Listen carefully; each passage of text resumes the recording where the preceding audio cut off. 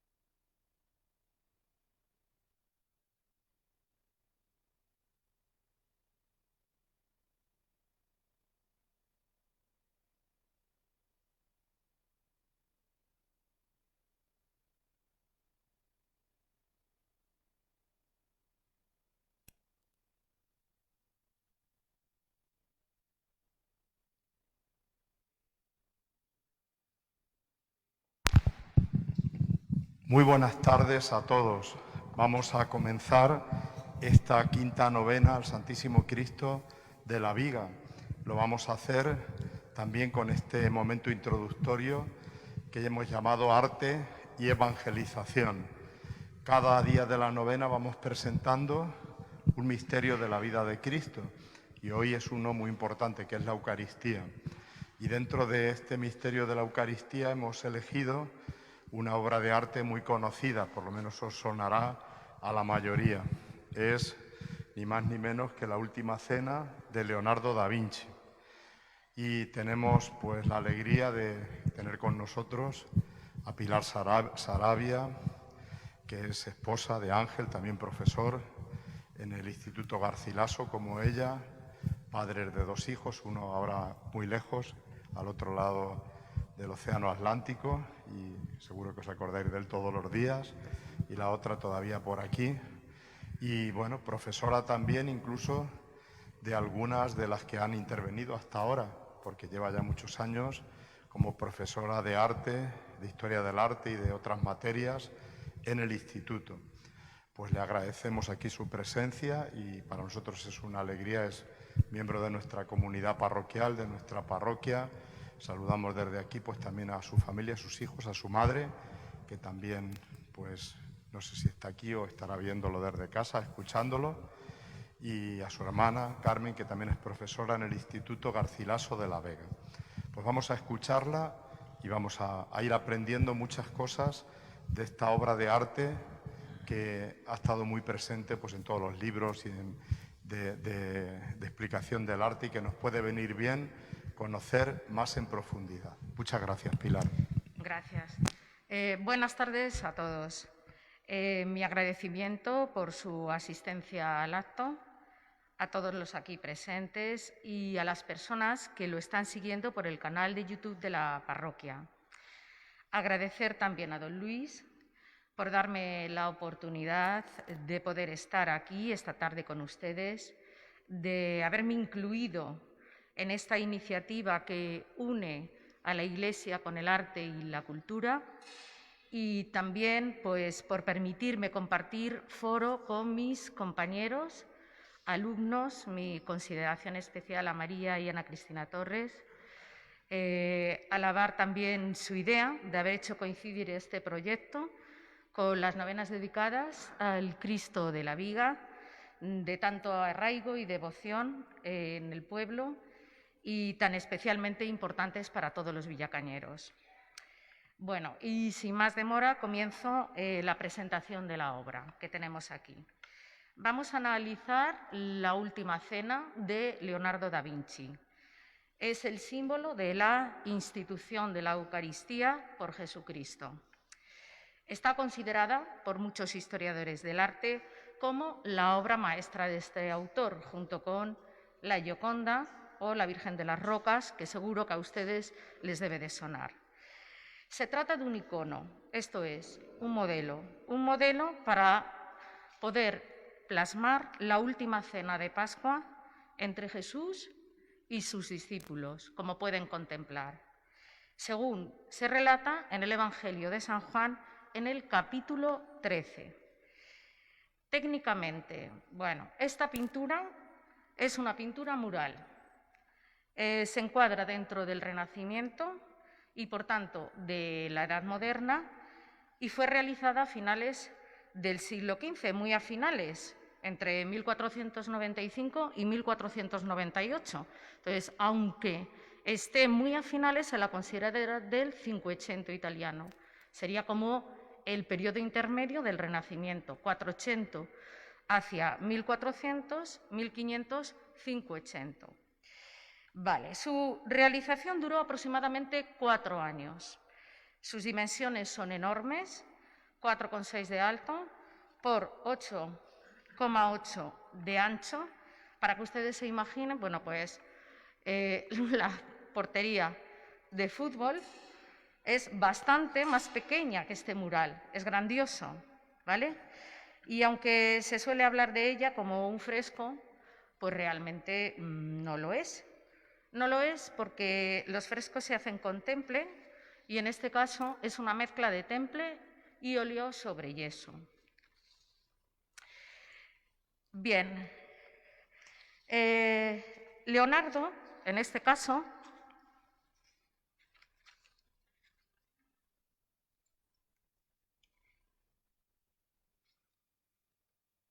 representa el prototipo de humanista, el autor. El humanismo es una corriente cultural propia de aquella época que reivindica la vuelta a la antigüedad clásica, a los valores de Grecia y de Roma, y que pone en valor al ser humano. Esta corriente tuvo su origen en Italia y de allí es Leonardo. Y además nada más ni nada menos que cerca de Florencia. Florencia es la cuna del Renacimiento. Nació en el seno de una familia noble, en el castillo de Da Vinci, de ahí su sobrenombre, y desde muy joven tuvo una formación muy completa. Su padre y su abuelo se encargaron de ello, y observando la alta capacidad que tenía el joven Leonardo para las artes, pues lo pusieron bajo la tutela del maestro Verrocchio, uno de los artistas más importantes del Quattrocento italiano. En su taller, pues Leonardo se fue adentrando en el conocimiento de todo tipo de ámbitos, no solamente de la pintura, de la escultura, de la arquitectura, también de la metalurgia.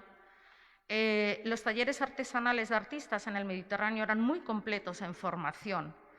Y bueno, pues con el tiempo fue completándolos además con geografía, cartografía, mecánica, geometría, astronomía, anatomía, óptica, botánica. En fin, está considerado además el primer ingeniero de la historia, ingeniero que firma proyectos, porque ingenieros, bueno, pues puede haber en otras etapas históricas, pero él firmó proyectos. Visitó y trabajó distintas ciudades en Italia, incluyendo también a Roma, y en un momento de su vida pues, estuvo en Milán, que es donde va a realizar esta obra. Bien, ¿cómo llega Leonardo a Milán? Esto es importante de constatar.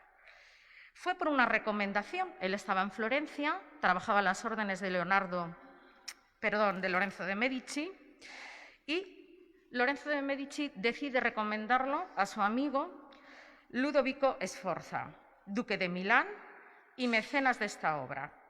Los mecenas son personas que financian las obras de arte, que además pues, mantienen a los artistas bajo su protección.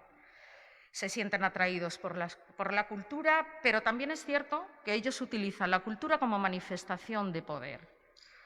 ¿Vale? Son hombres que desde pequeño pues, han desarrollado una extensa formación humanista y deciden apostar por el arte. Aquí tienen una imagen de Ludovico Sforza, la anterior que debería de habérselo dicho era de Leonardo, y este es Ludovico. Cabe destacar este papel tan importante de los mecenas, porque la Iglesia ha hecho este papel, ha sido una importante mecenas, y hoy en día pues, ha podido llegar hasta nosotros tanta producción artística, evidentemente gracias a ellos. Bien, entre estos mismos gobernantes y a la vez mecenas, pues había una relación política que podía conllevar el intercambiar estos personajes culturales, que les podían servir para elaborar proyectos no solamente de obras artísticas. Y entonces, esa máxima autoridad en Florencia, que es Lorenzo de Medici, pues recomienda a Ludovico Sforza un ingeniero, no un pintor. Lo que pasa es que luego lo va a utilizar como pintor. Bien, lo recomienda como además símbolo de buena voluntad. Lo lleva en su valija diplomática, por así decirlo, y allí llega a Milán. Una vez llegado a Milán, recibe el encargo por este duque, Francisco Sforza, de realizar una plasmación de la Última Cena para el refectorio, que es un comedor de este convento que tienen ustedes en imágenes. Es el convento de Santa María delle Grazie. Ludovico el Moro, como he llamado en Milán, anteriormente ya había encargado construir ese mismo convento y una iglesia. Y cuando su esposa, Beatrice del Este, murió, pues la hizo enterrar allí. Y a partir de entonces pasó a convertirse en el gran panteón de los Sforza. Bien, ahí tenemos una imagen de la estancia donde quedaría la pintura y pueden darse cuenta pues, de la magnitud de la obra, ¿vale? Enorme. Pasemos al análisis. La técnica. La técnica hemos hablado que era pintura al temple y óleo sobre yeso. No es un fresco convencional.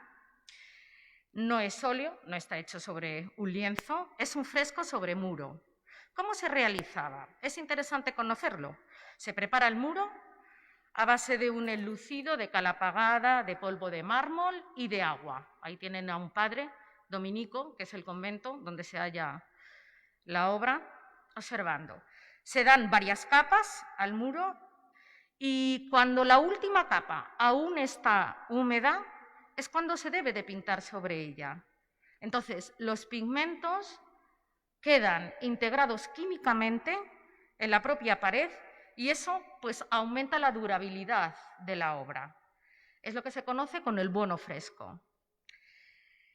Muy conocida desde la antigüedad, esa pintura al fresco necesita hacerlo rápidamente, velocidad y mucha planificación. No admite retintes. Si se equivoca, pues hay que picar la pared y empezar de nuevo todo el proceso. Me refiero al trozo donde te hayas equivocado, evidentemente. Entonces, la rapidez, la imposibilidad de retoques que tiene la tradicional técnica al fresco, como les he explicado, utilizada habitualmente para este tipo de trabajos, pues hace que Leonardo busque nuevas formas que le permitan un trabajo más sosegado, con más tranquilidad. ¿Por qué? El trabajo es una práctica intelectual, ahora ustedes lo van a poder comprobar. No es una representación realista de algo cualquiera, tiene muchísimo trasfondo. Y entonces él necesita también posibilidad de reformas. Por eso prueba una técnica que es la del óleo sobre muro, porque el óleo sí que te permite retocar. Y muy pronto pues, va a demostrar que no es lo más apto para realizarlo, porque meses después de su realización, tras haberlo acabado, en el año 98 ya empezó un poco a deteriorarse. Y además, también hay que tener en cuenta otra cosa. Estamos hablando del refectorio. La cocina del convento está justo al lado. Entonces, los vapores del hogar, los calores, también hicieron que pues, se estropease el muro, que se fuera rápidamente deteriorando. Bien, pasemos a la composición. La composición de la obra debe representarse, o Leonardo debe representar aquí un espacio tridimensional, en 3 dimensiones, con profundidad, pero el fondo es plano. Ese es el problema. Para ello va a recurrir a 3 cosas importantes. Primero, la utilización de la perspectiva lineal o cónica general que ustedes tienen aquí representado. Algo que ya se ha logrado en el 480 italiano, no es algo que Leonardo experimente ni se invente. Comienza estableciendo una pirámide visual que ustedes pueden observar a ambos lados de la mesa y tiene un vértice que evidentemente es la cabeza de Cristo, que es pues, el eje central y visual de toda la escena. Bien, esa pirámide visual está realizada a base de líneas de fuga, lo que ustedes pueden contemplar, que va pasando a través de la parte final de los tapices y los casetones que tiene el techo, son líneas de fuga. Todas, evidentemente, como he dicho, convergen en un punto central, que es Jesús. Y Él es el centro de referencia de esta composición. Con esta técnica, Él ha conseguido crear ese efecto tridimensional, dotar de profundidad a la escena, y así consigue darle verosimilitud, que sea verosímil. Lo ha conseguido y ha conseguido representar en una superficie plana, que es el muro, ese espacio tridimensional. Las paredes, el techo, han creado las líneas de fuga a través de los tapices, los casetones, a lo que me he referido, ¿vale? Esta técnica no es casual, es una técnica que está pensada con muchísima precisión matemática, proviene de la geometría, de las matemáticas. Él está formado precisamente en esa disciplina también. Bien, segundo, hemos hablado de la perspectiva lineal o cónica. ¿Qué utiliza para dar profundidad a la obra? Bueno, la obra, evidentemente, está, digamos, ordenada a través de un eje simétrico. Hay un eje simétrico cuyo centro es Jesús. Jesús aparece aislado del centro. Está aislado del centro y está recortado a contraluz. Sirve de unión entre la mitad derecha y la otra mitad izquierda, donde se sitúan los discípulos. Ocupa un importante espacio dentro del centro. Bien, y para darle más importancia, algo que no se puede apreciar desde lejos, la ventana del centro tiene un frontón curvo, con lo cual vuelve a remarcar aún más su figura. La figura de Cristo, como aquí se puede ver en esta imagen, se inscribe dentro de una pirámide visual. Esa pirámide es muy habitual en el autor. Antes de empezar a pintar una obra, él diseña esas líneas de fuga de las cuales hemos hablado y diseña la pirámide. La pirámide la ha utilizado en la Gioconda, en la Virgen de las Rocas, en otra producción artística. La pirámide a la vez es un símbolo que enlaza con la antigüedad clásica. Toda la producción artística de esculturas que vemos en la Grecia helenística, por ejemplo, en Laoconte y sus hijos, se hace bajo estructura piramidal. Entonces, es una referencia más de ese pensamiento humanista de volver a la antigüedad clásica. Vale. A sus lados, los apóstoles se ordenan en dos grupos de 3 personajes que se relacionan entre sí a través de gestos. Si ustedes pueden comprobar, pues en la obra, viéndolo más detenidamente, recurriendo a otras fuentes, lo pueden apreciar muy bien. Gestos con las manos, en fin. Y para lograr reforzar aún más esa idea de interrelación, pues Leonardo recurre a técnicas como, por ejemplo, la del escorzo, que aquí lleva a cabo de manera magistral. ¿Qué es el escorzo? Vale.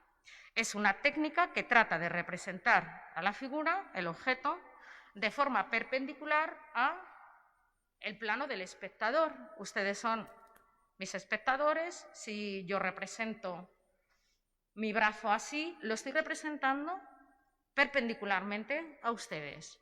Esto genera una profundidad al cuadro enorme. Bien. Aquí, si lo pudieran contemplar bien, se lleva a cabo de manera magistral.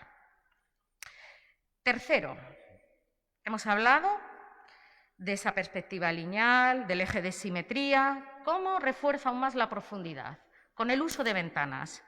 La ventana es una fuente de luz natural y la iluminación del fresco viene a través de 3 ventanas que se encuentran al fondo. Entonces, detrás de Jesús hay una ventana más amplia, que es la que abre el espacio, lo pueden observar, demarcando así la importancia, evidentemente, del protagonista de la escena. Al fondo, o el foco de luz de ventanas, también añadimos otra que proviene desde el exterior, desde la izquierda del espectador. Esto está más oscuro, aquello más claro. Su función es iluminar la escena y sus personajes de forma suave, pero sin crear un claroscuro excesivo. Eso vendrá en el barroco y él no pretende todavía esto. El origen de iluminar las escenas con ventanas es de origen flamenco y evidentemente pues tiene una relación con los primitivos flamencos que son fuente de inspiración de Leonardo da Vinci. Pensemos en Jan van Eyck, Matrimonio Arnolfini, etc. Bien, crear este espacio de efecto espacial de profundidad no es casual. Esto es importante. ¿Por qué? A ver, Leonardo quiere crear la ilusión a los monjes que están en el refectorio, cenando, comiendo, que Jesús y sus apóstoles comparten la cena con ellos. Los monjes en el refectorio tienen que sentirse atraídos y confraternizados con ellos. Tienen que estar reunidos en esa cena. Tienen que tener esa sensación de compartir la estancia, incluso hasta la comida con ellos.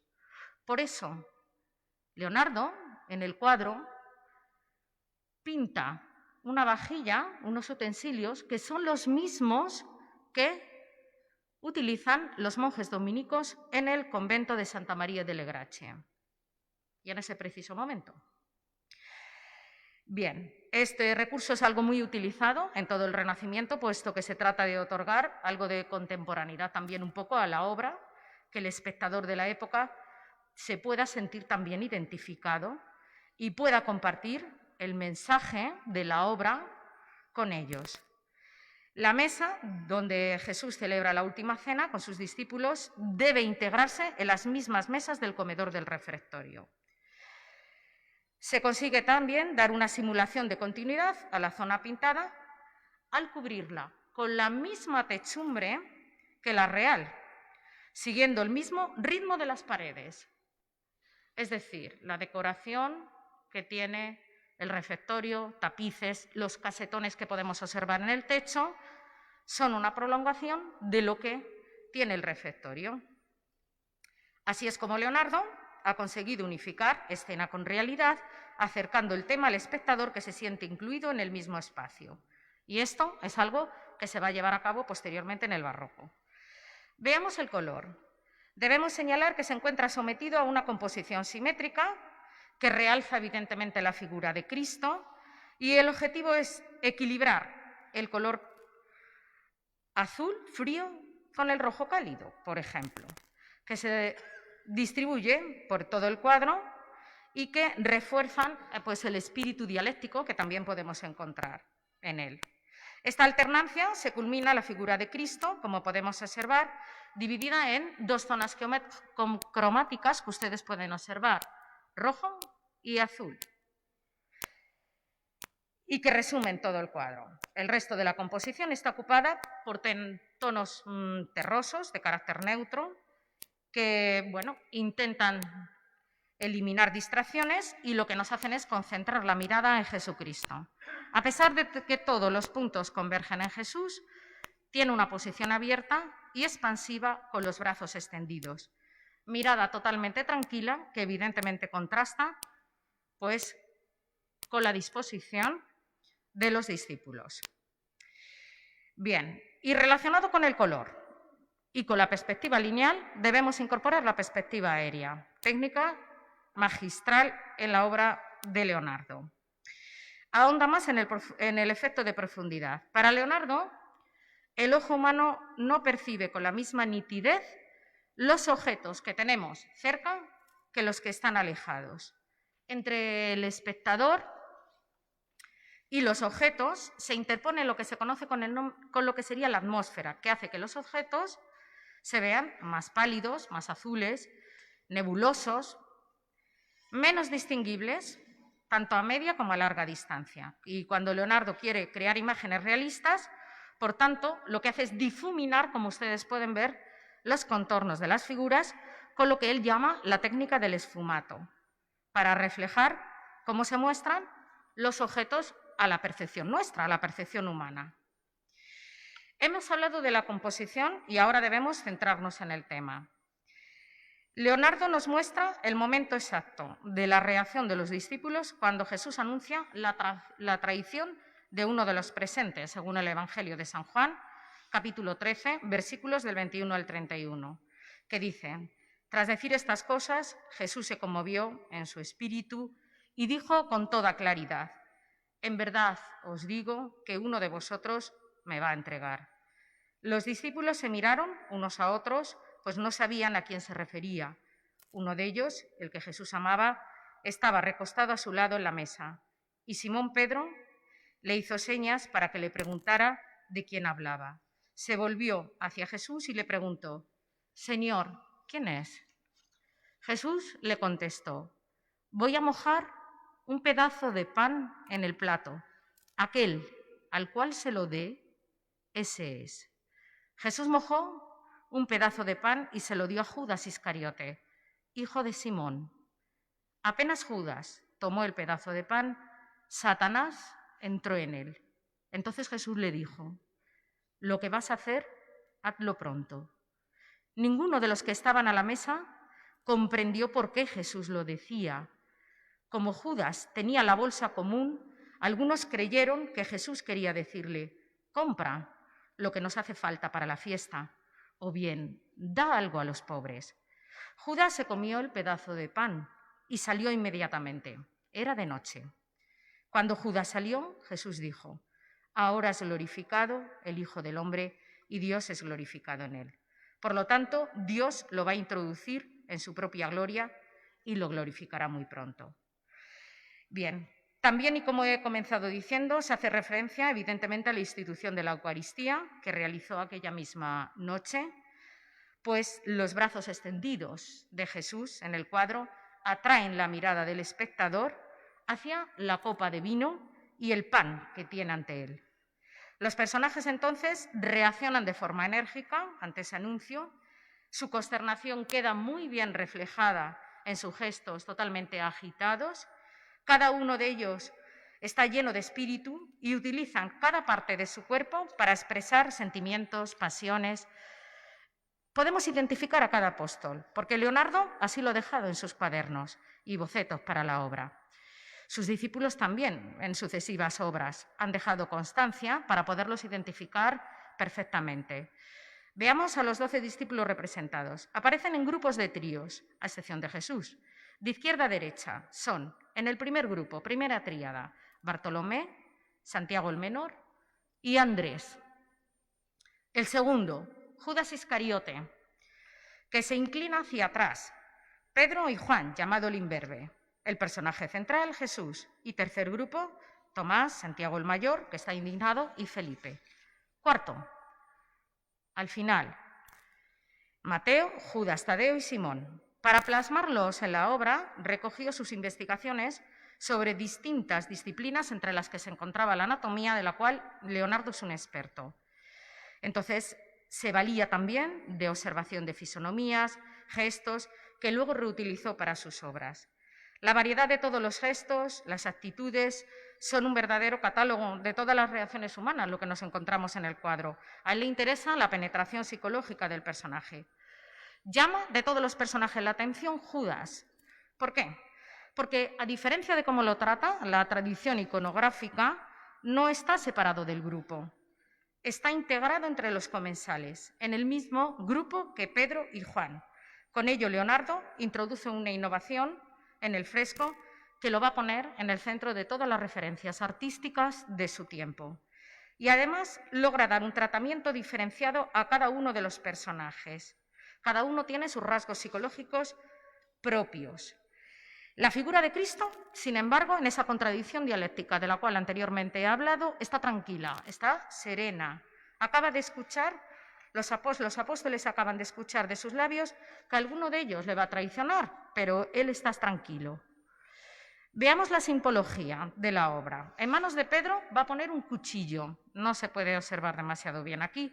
Está en alusión a lo que va a ocurrir poco después en el prendimiento de Cristo. Recordemos, Jesús se retira con sus discípulos a orar en el huerto de Getsemaní y estando allí serán sorprendidos por la guardia de los sumos sacerdotes y fariseos, que vienen acompañados por Judas para prenderle. En ese momento, Pedro, que tenía una espada, la saca y da un golpe al criado del sumo sacerdote.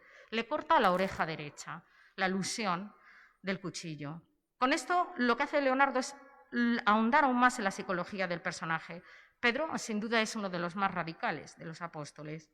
Judas conserva las 30 monedas de plata recibidas por la traición y además derrama un salero. Es un mal augurio, según las creencias de la Europa occidental de esa época. El dedo de Tomás, que según la Biblia no creyó en la resurrección de su maestro hasta no verlo. Se puede ver el dedo perfectamente levantado y tocar sus heridas con sus propios ojos. En fin, es importante constatar que Leonardo da Vinci entiende la pintura como una ciencia integradora en todos los ámbitos del conocimiento: filosofía, geometría, anatomía. Todas son disciplinas que Leonardo va a aplicar a la pintura. Para él la pintura es una ciencia. Y detrás de cada obra de Leonardo, como en esta, hay un planteamiento muy riguroso. Por ejemplo, existía en la época la llamada filosofía neoplatónica que desarrolló una academia florentina a la cual pertenecía a él. Pretendía en aquel tiempo conciliar la doctrina cristiana con la filosofía de Platón. ¿Y cómo lo va a reflejar Leonardo en su obra? A través de la representación simbólica de los personajes. Por ejemplo, la tríada platónica estaría conformada por los valores de la verdad, la bondad y la belleza. Y eso se traspasa a 3 de los 4 personajes, a los 4 grupos del cuadro. Judas es la ruptura. El grupo situado al extremo del fresco es la representación de Platón, de Marsilio Ficino y el mismo Leonardo, que está autorretratado, quienes mantienen una discusión sobre la verdad de Cristo. Mateo representa a Marsilio Ficino, Judas Tadeo a Leonardo y Mateo a Platón. En el tercer grupo va a ser interpretado, como algunos estudiosos, por una evocación del amor platónico que busca la belleza. Este grupo puede representar a la vez a la Santísima Trinidad. ¿Por qué? Por los gestos de los apóstoles. Tomás señala al Altísimo, ahí lo tenemos al lado de Jesucristo. Santiago el Mayor extiende sus brazos como evocando el cuerpo de Cristo en la cruz. Felipe lleva sus manos al pecho como señal de la presencia interior del Espíritu Santo. Por último, quedaría la interpretación aristotélica de la tríada de Judas, Iscariote, Pedro y Juan. Es la dialéctica entre el bien y el mal, representado en la figura de Judas, el mal, y el bien en la de Pedro, sobre el que va a edificar Jesús su iglesia. Y Juan representa la bondad. La última cena se ha ido deteriorando con el paso de los años. Esto es consecuencia, pues, de los materiales, como anteriormente les había explicado, que Leonardo ha utilizado. Las influencias en la historia del arte posteriores son inigualables. Ya nos hemos referido a ella. Y a pesar de su mal estado de conservación, ha resistido a lo largo de los años y de los avatares de la historia. Piensen que la sala donde estaba fue utilizada como establo por las tropas napoleónicas en la invasión italiana. Y la noche del 15 de agosto de 1943, cuando las tropas aliadas entraron en Italia, en la Segunda Guerra Mundial, la iglesia, el convento, quedó prácticamente destruido. El refectorio quedó arrasado. Algunos muros se salvaron y entre estos este, que contenía la última cena. Puede ser un motivo de reflexión. En 1980, todo el conjunto fue declarado Patrimonio de la Humanidad por la UNESCO. Para mí, para finalizar, ¿qué supone este cuadro?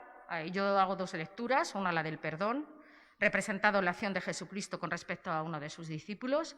A Judas lo ha perdonado mucho antes de que Judas hiciera lo que iba a hacer. Creo que así debemos actuar todos los cristianos, es un acto de generosidad con el prójimo. Si no existe el perdón, no se puede vivir de una forma óptima en toda la sociedad, en toda nuestra comunidad.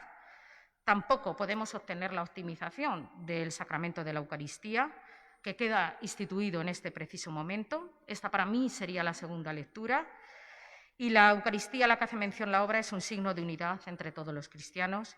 Jesucristo recibe y confraterniza con nosotros y con sus discípulos. Nosotros en la Eucaristía vivimos ese momento de la unión de todos los fieles de la Iglesia. Jesús nos enseñó cómo podíamos hacerlo, nos dio las claves de cómo recibir a Cristo mediante este sacramento y nos dejó algo para la reflexión. Amaros los unos a los otros como yo os he amado, en esto conocerán que sois mis discípulos. Gracias.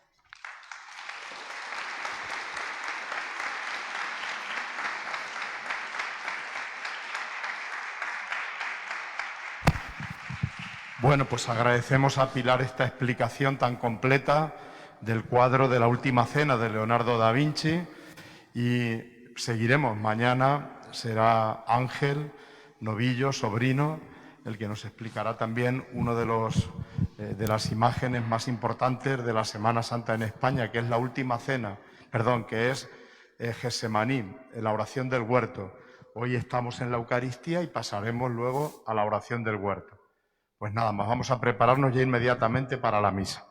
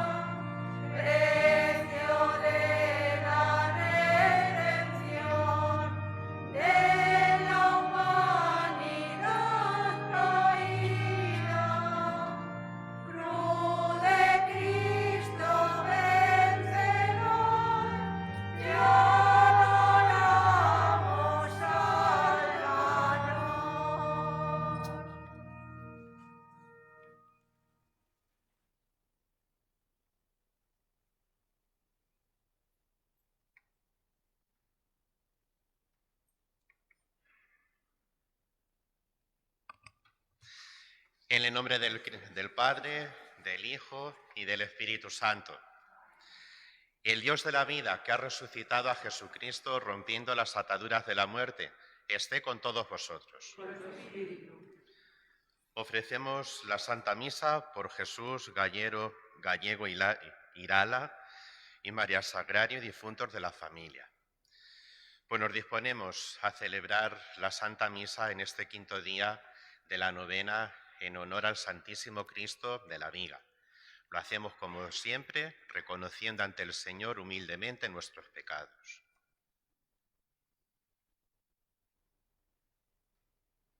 Yo confieso ante Dios Todopoderoso y ante vosotros, hermanos, que he pecado mucho de pensamiento, palabra, obra y omisión, por mi culpa, por mi gran culpa. Por eso ruego a Santa María siempre Virgen, a los ángeles, a los santos y a vosotros, hermanos, que intercedáis por mí ante Dios nuestro Señor. Dios Todopoderoso, tenga misericordia de nosotros, perdone nuestros pecados y nos lleve a la vida eterna. Amén.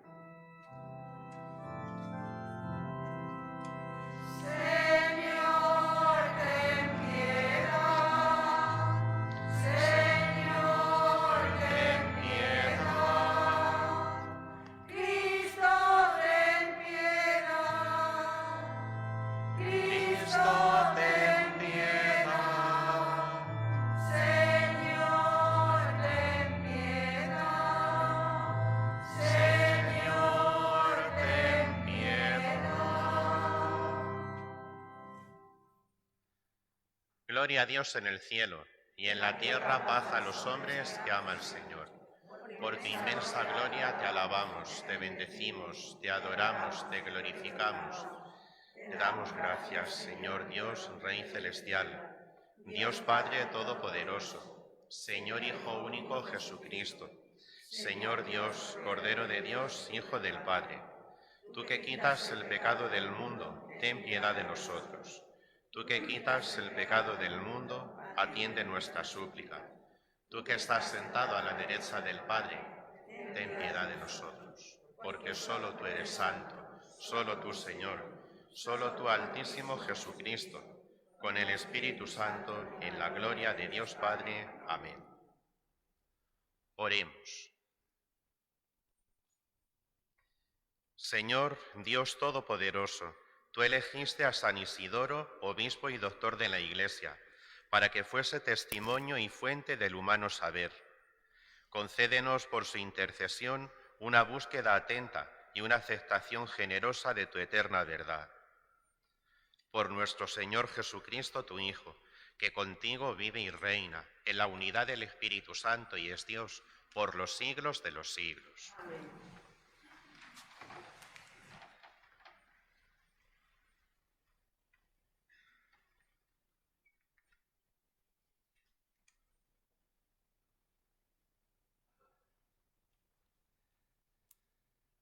Lectura de la primera carta del apóstol San Pablo a los Corintios.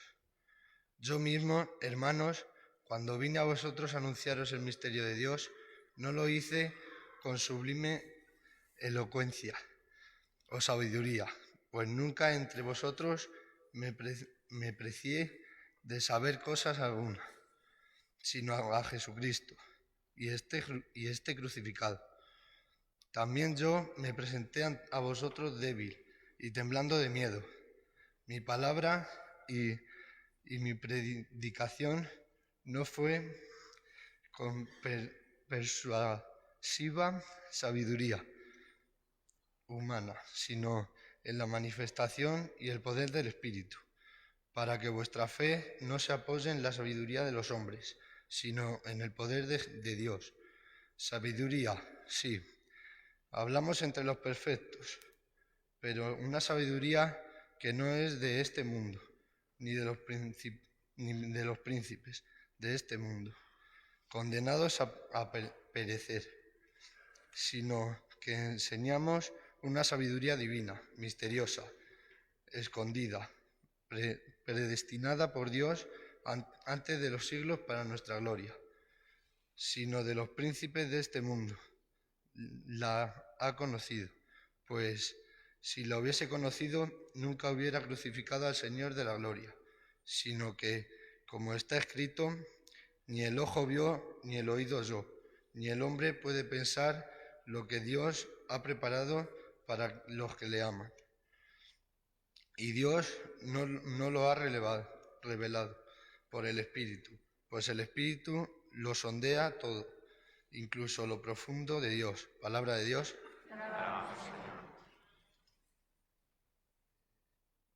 Ya, ¿no?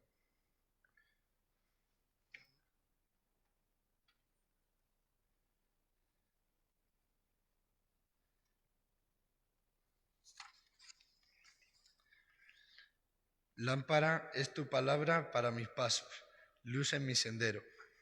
Lámpara es tu palabra para mis pasos, luz en mi sendero. Soy más doctor que todos mis maestros, porque medito tus preceptos. Soy más sagaz que los ancianos, porque cumplo tus mandatos. Lámpara es tu palabra para mis pasos, luz en mi sendero. Aparto mi pie de toda la mala senda, para guardar tu palabra. No me aparto de tus mandamientos, porque tú me has instruido. Lámpara es tu palabra para mis pasos, luz en mi sendero. Qué dulce al paladar tu promesa, más que miel en la boca. Considero tus mandatos y odio el camino de la mentira. Lámpara es tu palabra para mis pasos, luz en mi sendero.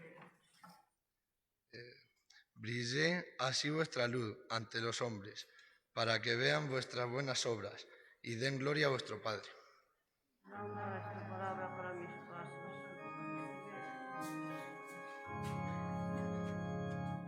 Nosotros hemos de gloriarnos en la cruz de nuestro Señor Jesucristo.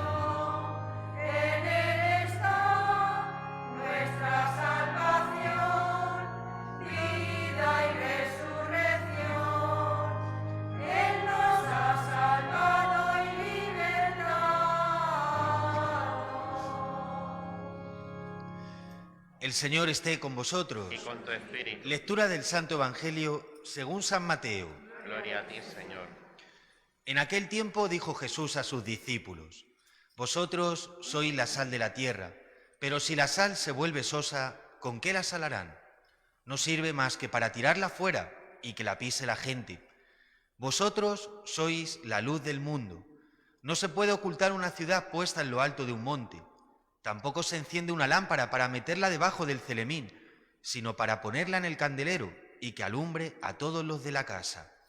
Brilla así vuestra luz ante los hombres, para que vean vuestras buenas obras y den gloria a vuestro Padre que está en los cielos. Palabra del Señor. Gloria a ti, Señor Jesús.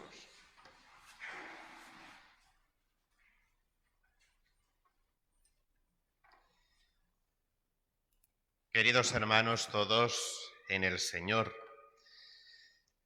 saludo especialmente pues a Alberto, vicario parroquial, a los danzantes, al mariscal y a la Hermandad del Santísimo Cristo. Hermanos todos en el Señor. Con inmensa alegría pues celebramos la Santa Misa en este día, en este quinto día de la novena en honor al Santísimo Cristo de la Viga. También unidos a toda la Iglesia, hoy 26 de abril celebramos la fiesta de San Isidoro de Sevilla, obispo y doctor de la Iglesia. A lo largo de estos días, pues ya sabéis que venimos contemplando pues diversas obras de arte.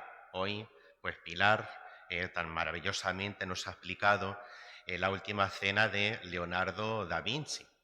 Y vamos a hablar un poquito, a reflexionar brevemente, pues en esta Santa Misa sobre el tema de hoy, que es la institución del sacramento de la Eucaristía. Al hilo de la obra que hemos visto, la última cena de Da Vinci, pues vamos al contenido de la cuestión que está representando, que es precisamente eso, la institución del sacramento de la Eucaristía. Y es que, pues, conviene recordar antes de empezar que el arte nos acerca a Dios, ¿sí? Cuando, pues, en las iglesias, pues, vemos esos retablos tan hermosos, cuando vemos que están las imágenes de los santos en las paredes, cuadros, frescos, pinturas murales, como es el caso de la Última Cena, no lo hacemos por decorar, no lo hacemos para decir, ala, mira, aquí falta algo, pues vamos a poner un santo, por lo menos para que rellene la pared.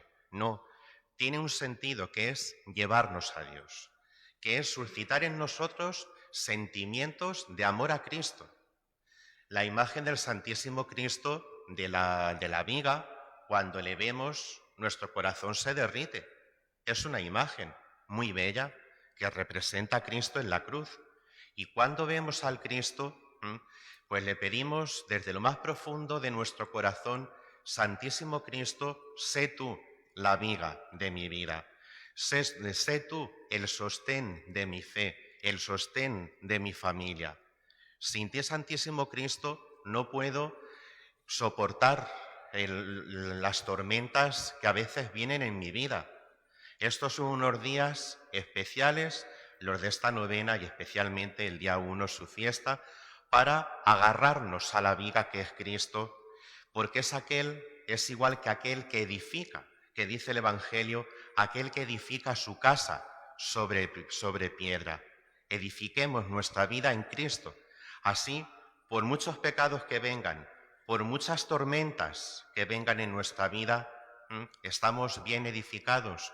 Con Cristo jamás nos hundiremos, por muchos torbellinos que vengan en la vida. Pues sí, la institución de la Eucaristía. Vayamos un poquito, volvamos al Jueves Santo, que no hace mucho que lo celebramos. El Jueves Santo, pues ya sabéis que Cristo pues se reúne con los apóstoles en la cena pascual y en ese momento instituye los sacramentos de la Eucaristía, del sacerdocio, el orden sacerdotal, y nos dio el mandamiento del amor fraterno.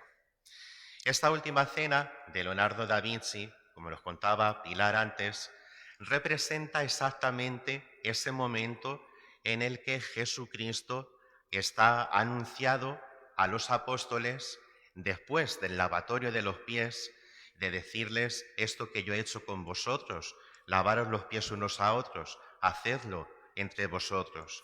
Después de ese momento del lavatorio, dice San Juan en el Evangelio que Jesucristo, conmovido en su interior, dijo, uno de vosotros me va a entregar.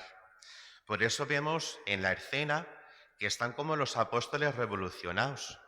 Y vemos, sin embargo, a Cristo en el centro, tranquilamente y conmovido en su interior, porque sabe que uno de los que está compartiendo la mesa con él, después del lavatorio, después de instituir el sacramento de la Eucaristía y haberles dicho que se va a quedar con ellos para siempre, aunque luego le van a ver padecer en la cruz, se conmueve en su interior, le duele profundamente, está lleno de tristeza. Pero San Juan, como dice San Juan de sí mismo, el discípulo a quien Jesús amaba, San Juan se da cuenta que Jesucristo está conmovido, que está profundamente triste porque uno de los suyos le va a entregar. Y en ese momento San Juan dice que reclinó su cabeza en el pecho del Señor.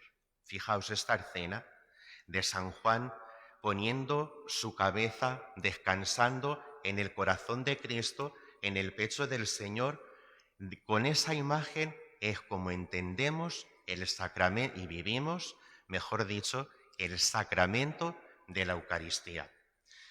La última cena, cuando celebramos la Santa Misa, conmemoramos esa última cena. Ahora los apóstoles somos nosotros y Cristo parte para nosotros el pan y nos da su sangre y nos da su cuerpo. A nosotros que somos los apóstoles de hoy, Cristo nos invita a su mesa en la última cena. Sí, nosotros somos los apóstoles hoy. Cristo parte para nosotros el pan, nos da su sangre, nos nos da su sangre, nos da su cuerpo, se queda para nosotros para siempre. No es una representación. La Eucaristía no es un teatrillo que hacemos. No, Cristo realmente se queda con nosotros y celebra con nosotros la Eucaristía. Cristo, la Eucaristía, se nos da. Igual que la última cena se dio y se quedó con ellos para siempre, se dio a sus apóstoles. Cada vez que celebramos la Eucaristía, Cristo te hace partícipe de este misterio, del misterio de su corazón. Y así, reclinando nuestra cabeza en el pecho, en el corazón de Cristo, es como vivimos esta Eucaristía, vivimos la Santa Misa, que no es, repito, una representación, no es un teatrillo, es un misterio de amor, es un misterio del amor del corazón de Cristo que se te da cada día que celebras la Eucaristía. Y para vivirlo, Cristo te llama a que estés unido a Él, a que reclines tu cabeza en el pecho, en el corazón de Cristo, igual que San Juan. En otras palabras, Cristo te llama a la amistad profunda con Él. Por eso con esta imagen de San Juan reclinando su cabeza en el pecho del Señor, es como vivimos la Eucaristía. Cristo se te da para que estés unido a Él, para que seas su amigo, igual que lo era San Juan, para que seas su amigo del alma, su amigo íntimo que igual que San Juan, sabiendo que Cristo está profundamente conmovido, le consuela reclinando su cabeza en su pecho, en su corazón. Esto es en la Eucaristía lo que Cristo te hace partícipe a ti también, del misterio de su corazón, de su amistad. Cristo quiere ser tu amigo. Y los amigos se tratan, los amigos se hablan, los amigos comparten cosas. Compartimos cosas con Cristo en la Eucaristía y luego también después, cuando adoramos el Santísimo Sacramento. Cristo se queda en el sagrario. Se queda en el sagrario para que sigas viniendo a verle, a hablar con Él, a contarle tus cosas, a pedirle. Cristo te espera en el sagrario porque quiere ser tu amigo. Para que, igual que San Juan, todas tus penas, todas tus cosas, las compartas con Él, porque Cristo también quiere compartir contigo, igual que en esa última cena, el misterio de su corazón, sus dolores y sus alegrías. Bendito sea el Señor, le damos gracias y de verdad, en este día, en esta novena del Santísimo Cristo de la Viga, preguntémonos, pues, ¿quiero ser amigo de Cristo o solamente conocido? Porque un amigo, un conocido, ya sabéis que no es lo mismo. Tenemos muchos conocidos, personas que conocemos, que nos caen bien, que nos encontramos alguna vez y compartimos algo, pero los amigos íntimos son los que se conocen entre sí. Ojalá tengamos esta relación con Cristo en la Eucaristía. Porque además, y con esto ya termino, la Eucaristía que reservamos en el sagrario, que celebramos en la Eucaristía y que luego reservamos, guardamos en el sagrario, la Eucaristía no representa a Cristo. Una imagen representa a Cristo en la cruz. La Eucaristía no representa a Cristo. La Eucaristía es Jesucristo, realmente vivo y presente en alma, cuerpo y divinidad. Los cuadros, las imágenes representan a Cristo, un misterio de Cristo. Cuando vemos a Cristo cargando la cruz, o Jesús Nazareno camino del Calvario, cuando le vemos en la cruz como el Cristo de la Viga, es Cristo muriendo en la cruz, dando su vida por nosotros. Pues bien, la Eucaristía es el mismo Cristo que se ha quedado desde esa última cena, que se ha quedado contigo porque quiere ser tu amigo, pero tu amigo del alma. Que estos días de la novena del Santísimo Cristo de la Viga y celebrar su fiesta suponga para nosotros adorar a Cristo en la Eucaristía y ser sus amigos, amigos de verdad, íntimos, que comparten cosas. Cristo te espera en sus imágenes, en la imagen del Santísimo Cristo y sobre todo en el sagrario. Allí te aguarda, allí te espera para que para que le cuentes tus cosas y él te cuente las cosas de su corazón. Bendito sea.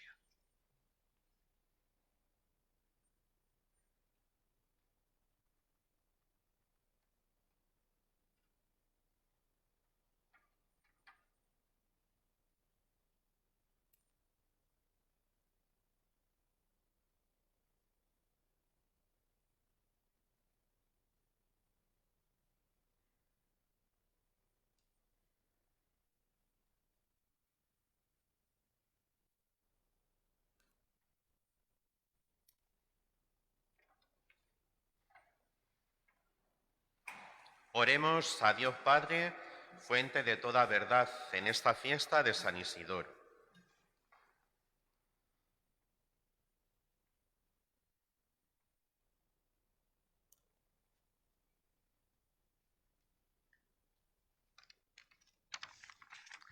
Señor, te pedimos por los necesitados, ya sean por motivos de trabajo, salud, económicos o de fe, para que tú, como buen pastor, les guíes por la senda correcta y puedan alcanzar todas sus necesidades. Roguemos al Señor. Te rogamos, óyenos.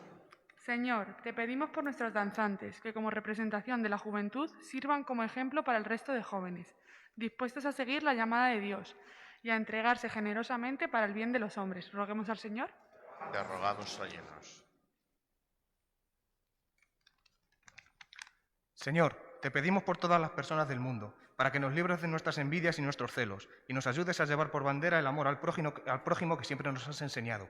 Roguemos al Señor. Te rogamos, óyenos. Santísimo Cristo de la Viga, te pedimos por la comunidad cristiana, para que el odio nunca apague tu luz, esa que nos guía en el camino del respeto y la educación hacia nuestros hermanos. Roguemos al Señor. Te rogamos, óyenos.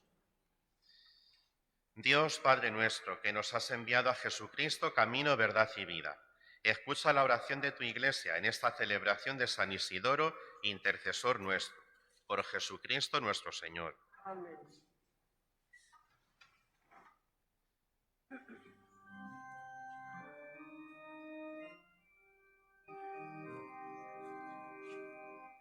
Comiendo del mismo pan, bebiendo del mismo vino, queriendo en el mismo amor, sellamos tu alianza, Cristo. La noche de su pasión cogió el pan entre sus manos y dijo: tomad, comed, esto es mi cuerpo entregado.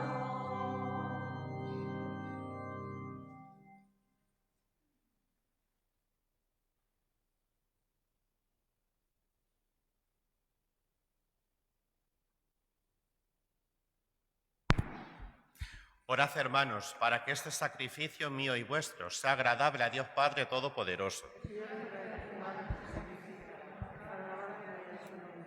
Para nuestro bien y de toda su santa Iglesia.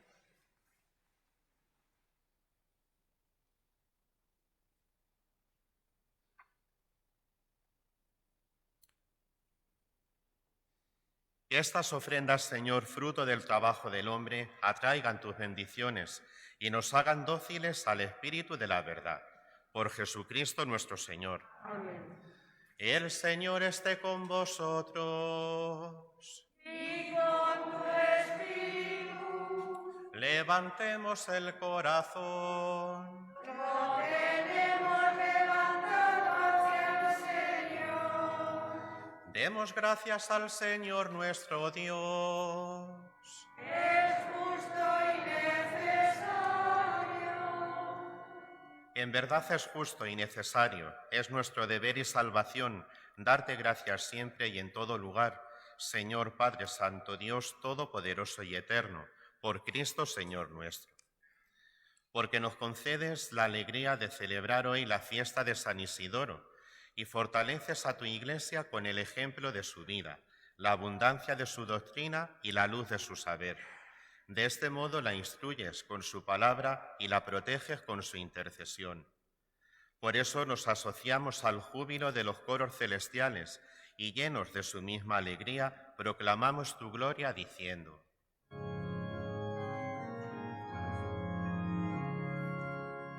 Santo, santo, santo, santo es el Señor, Dios del universo. Llenos están el cielo y la tierra de tu gloria, y la tierra de tu gloria. Hosana en el cielo, hosana en el cielo, hosana en el cielo, hosana. Bendito el que viene en nombre del Señor, en nombre del Señor. Hosana en el cielo, hosana en el cielo, hosana en el cielo, hosana.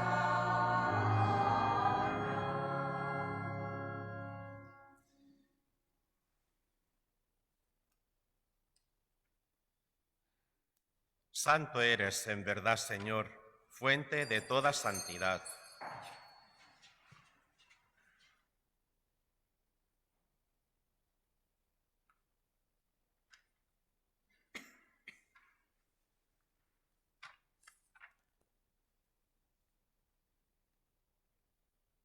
Por eso te pedimos que santifiques estos dones con la efusión de tu Espíritu, de manera que se conviertan para nosotros en el cuerpo y la sangre de Jesucristo nuestro Señor, el cual, cuando iba a ser entregado a su pasión voluntariamente aceptada, tomó pan, dándote gracias, lo partió y lo dio a sus discípulos, diciendo: Tomad y comed todos de él, porque esto es mi cuerpo, que será entregado por vosotros.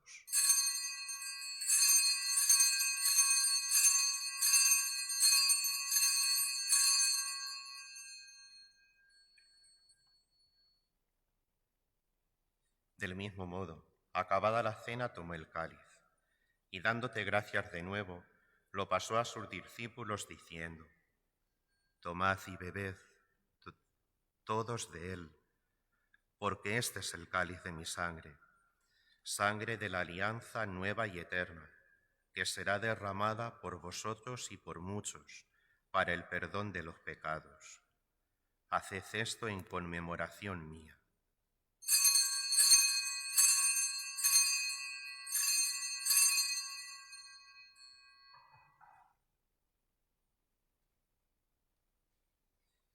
Este es el sacramento de nuestra fe.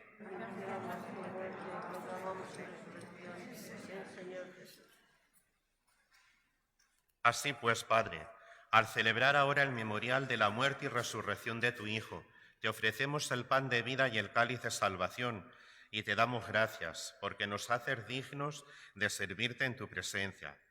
Te pedimos humildemente que el Espíritu Santo congregue en la unidad a cuantos participamos del cuerpo y la sangre de Cristo.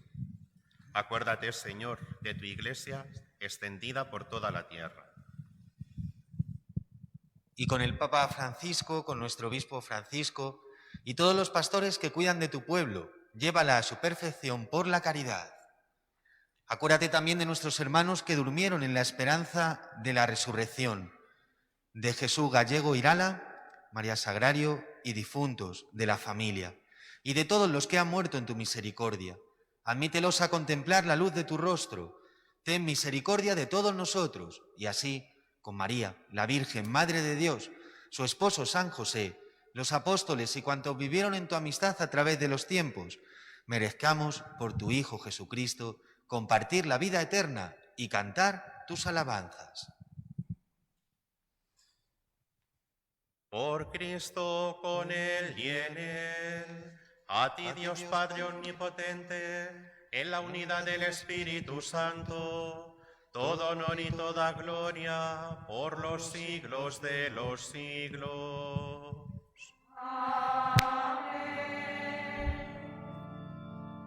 Llenos de alegría por ser hijos de Dios, digamos confiadamente la oración que el mismo Cristo nos enseñó. Padre nuestro que estás en el cielo, santificado sea tu nombre. Venga a nosotros tu reino. Hágase tu voluntad en la tierra como en el cielo. Danos hoy nuestro pan de cada día. Perdona nuestras ofensas, como también nosotros perdonamos a los que nos ofenden. No nos dejes caer en la tentación y líbranos del mal. Líbranos de todos los males, Señor, y concédenos la paz en nuestros días, para que, ayudados por tu misericordia, vivamos siempre libres de pecado y protegidos de toda perturbación, mientras esperamos la gloriosa venida de nuestro Salvador Jesucristo.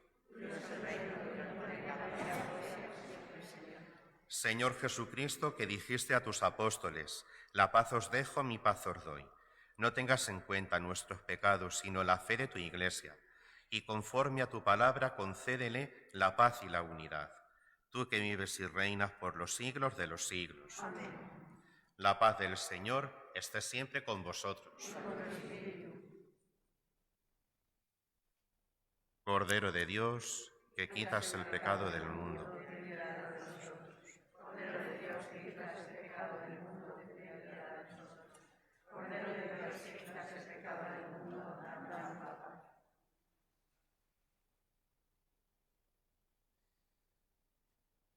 Este es el Cordero de Dios que quita el pecado del mundo. Dichosos los invitados a la cena del Señor.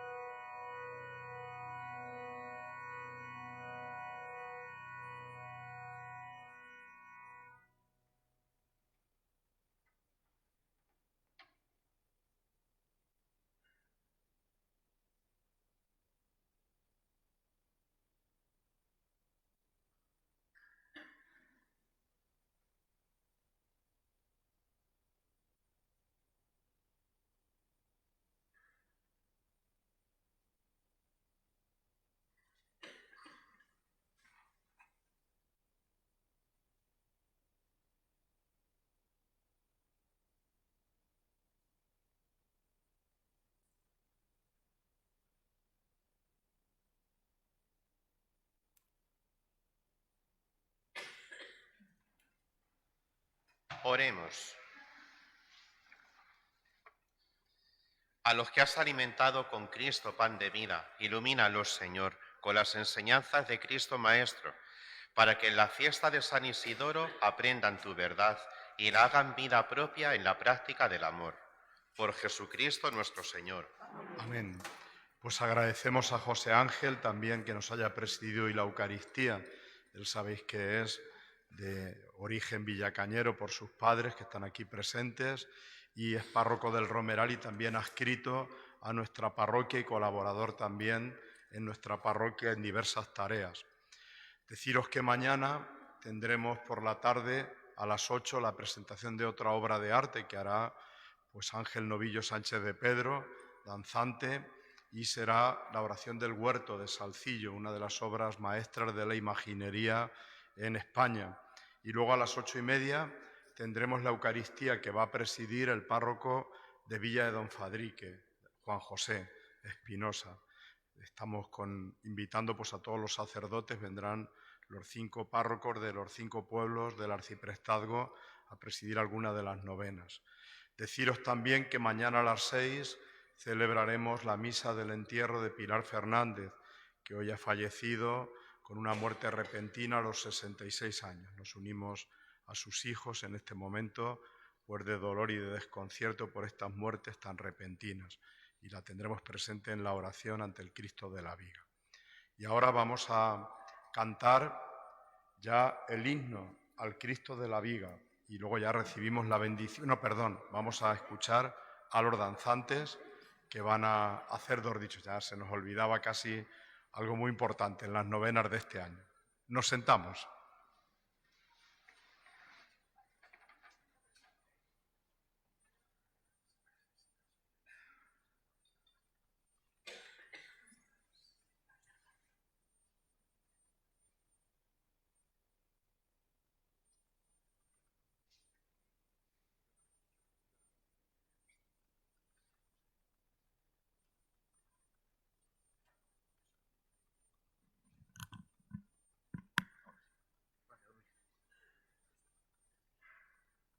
Señor mío Jesucristo, Dios y hombre verdadero, no murió por sus pecados, que murió por los ajenos.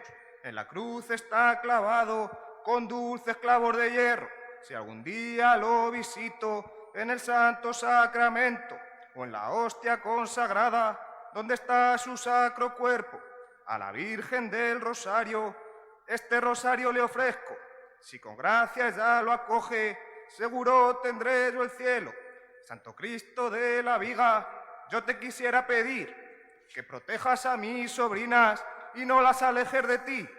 Y a nuestra querida Madre, Virgen de la Concepción, la queremos limpia y pura, todo el pueblo con amor. Y en la última agonía, échanos tu bendición.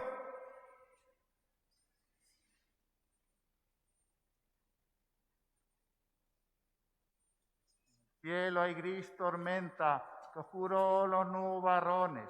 Siempre que quieres mirarlos, se asustan los corazones. El miedo toda la afrenta, es que tu fuerzas ausentan. Y se van tus ilusiones, pero tú nunca abandones la fe que contigo alienta. Yo vi caer la tarde y con ella la luz del día, pero solo nunca estuve, el Cristo siempre me guía. A mi lado yo le tuve y la esperanza perdí, pero Cristo me decía, es que no confías en mí, deseaba un nuevo día y por él lo conseguí. Mira que nada es estable, que el Cristo no te abandona, jamás te deje vencer, que para cada persona hay un nuevo amanecer. Santo Cristo de la Viga, yo te pido con fervor que termine esta pandemia que causa tanto dolor, y a nuestra querida Madre, Virgen de la Concepción, que también es Madre nuestra y también Madre de Dios, y le pedimos de veras y de todo corazón que en la última agonía nos eche su bendición.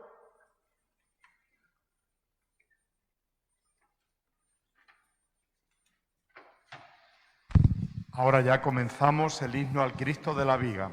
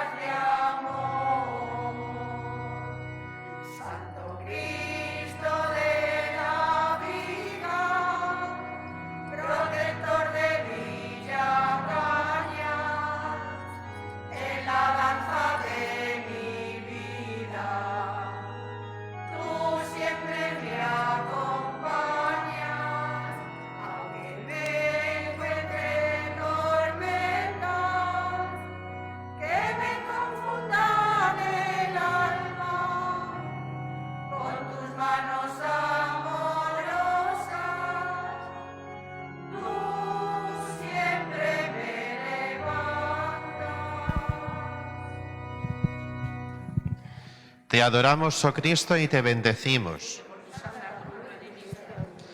El Señor esté con vosotros. Y la bendición de Dios Todopoderoso, Padre, Hijo y Espíritu Santo, descienda sobre vosotros. Podéis ir en paz.